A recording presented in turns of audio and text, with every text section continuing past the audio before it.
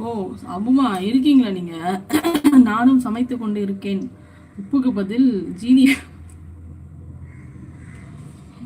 உப்புக்கு பதில் ஜீனி போட்டா என்ன பண்றது? சூப்பரா இருக்கும் அப்புமா.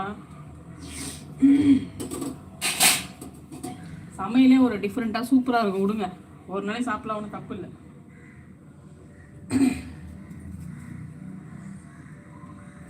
அந்த ரசத்துக்கு ரெடி பண்ணி வச்சுட்டேன். மிக்சியில் அரைச்சிட்டு அப்படியே தாளிச்சிட்டு கையோட அந்த உருளைக்கிழங்கு பண்ணால் வேலை முடிஞ்சிடுச்சு. சாதமும் வெந்துட்டு இருக்கு, அவ்வளோதான், ரெடி ஆயிடுச்சு சமையல்.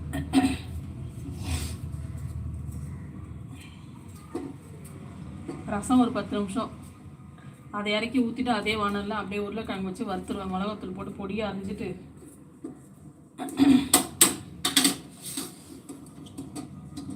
இங்கே பாருங்க போமா, இப்படி தான் ரெடி பண்ணுறேன், பொடியாக தெரியுதா? முதல்ல ஸ்லைஸாக போடுவேன்.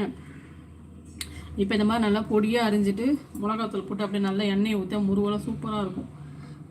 நல்லா சிம்பிளாக வந்துட்டு இதான் நான் செய்கிறேன் ரசத்துக்கு.